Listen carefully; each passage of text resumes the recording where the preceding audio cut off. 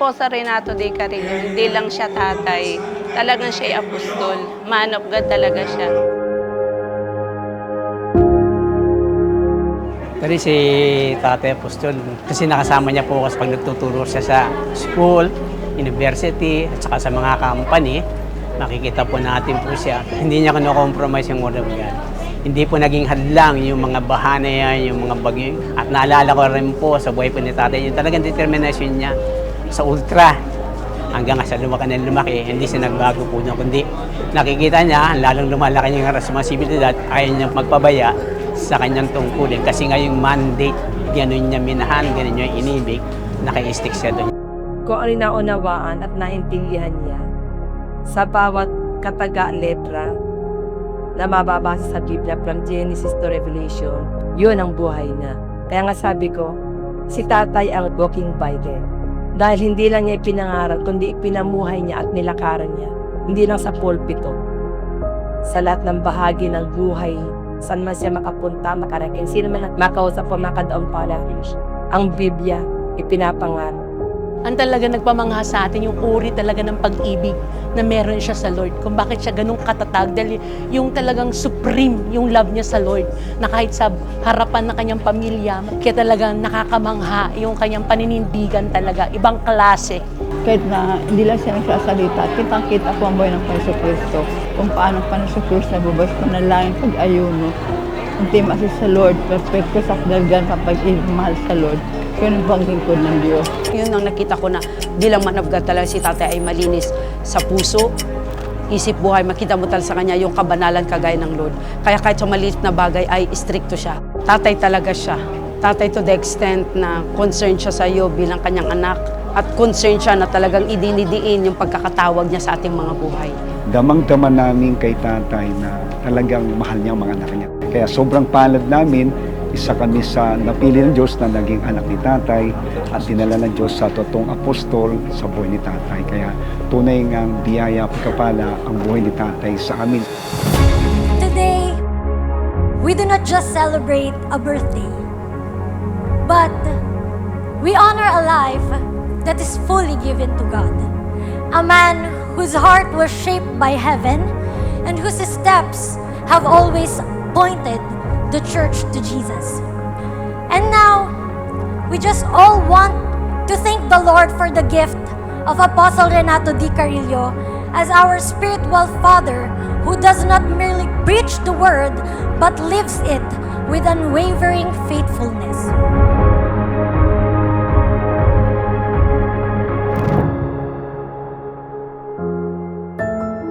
Sabi po sa akin ng Lord, ang tagal ko nag-antay na ipanganak yung aking lingkod. At nung siya ay lumabas din sa lahat kung gaano kalinaw ang aking kalooban para sa aking iglesia. Nung ipinanganak yung buhay ng kanyang lingkod, na ipanak din sa buong mundo yung kanyang kalooban. Naging realidad po siya. Sabi ng Panginoon, the glory that you give me, I give to them. Kayong araw na to, ibibigay ng Diyos sa ating lahat yan. Amen. Yung kalulatian na ibinigay ng Ama sa Panginoon Jesucristo, ibinigay sa man of God, at ibinibigay naman po sa atin ito.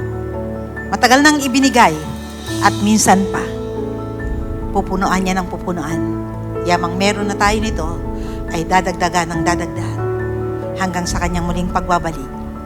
Ang biyaya at pagpapala na yan ay ibinigay sa man of God. And the Father spoke from heaven and said, "This is my beloved Son in whom I am well pleased." So kinalugdan po ng God the Father ang buhay ng God the Son. So ito dapat yung nangyayari sa atin eh. Ito dapat yung mithiin natin ng malaki. Ito dapat yung bigyan natin ng pinakamahalaga importansya sa buhay natin. Yung kalugdan tayo ng Ama. So ito yung pinakabuod kung bakit tayo naglilingkod sa Diyos eh. Yung kalugdan tayo ng Diyos. Pag nagsalita siya, ang gusto niyang makita sa atin, pagsunod kaagad. Pagsunod kaagad. Pag nagsalita ang Father ng 100, 100 ang pagsunod ang ina-expect niya. Pag nagsalita siya ng 1,000 sa iyo, 1,000 pagsunod yung ini-expect niya. So meaning to say, kada utos niya, ini-expect niyang tatapatan natin ang pagsunod. Wala nang paliwanag doon. That is the only way upang kalugdan tayo ng Diyos. Lord, make us like you. Hawak ko ang pangako mo, you are faithful, you will do it. Ang sabi ko noon, Father God, paano ko mawiwi ng Pilipinas? Paano ko mapupulpil ang mandate? Ang sabi mo, anak, ako magpupulpil, susunod ka lang. Narinig mo yan, Gisai Shield? Susunod lang tayo mapupulpil ang mandate. Susunod lang tayo lalaya ang Pilipinas.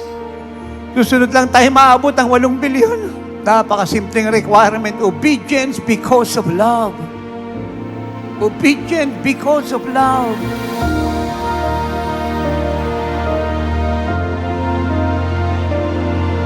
Kaya sa akin pinakamamahal na tatay, Apostol Renato Di Carillo, isa pong pinagpala, walang kaparis, walang katulad, napakatagumpay na kaarawan sa inyo pong buhay. Tunay nga po ng buhay nyo ay hindi lang biyat pagpapala, kundi kayo po yung regalo ng Diyos sa amin, sa iglesia ng Diyos. At maraming pong salamat sa buhay mo dahil naging ehemplo ka po sa aming mga kabataan na mahalin ng higit pa sa mundo na ito ang Panginoong Hesus. Patuloy kami nagpapasalamat sa patuloy mong pagsasakripisyo, sa bawat tamang turo, tamang aral na ikinabubuhay namin. And we love you so much. Naturuan po kaming mamuhay kagaya ng Panginoon. Meron pong nag-guide sa amin para mamuhay po ng totoong lakad Kristiyano. Walang sawat pagod, puyat at sakripisyo po na inaalay nyo para sa ministeryong ito. Tunay nga pong lingkod po kayo ng Diyos at kayo po'y hinirang niya sa kapanahonang ito.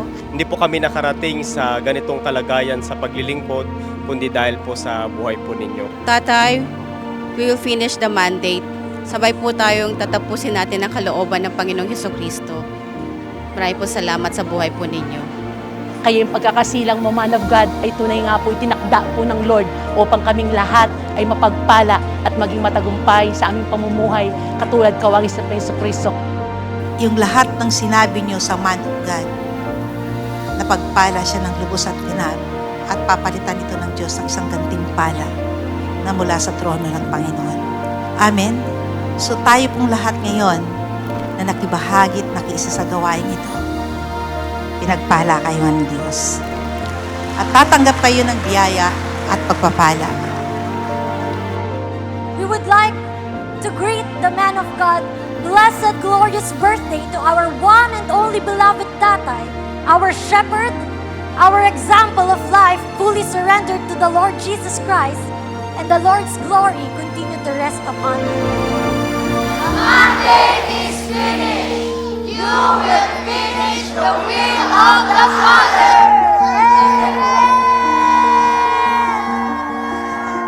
Everybody say, Amen!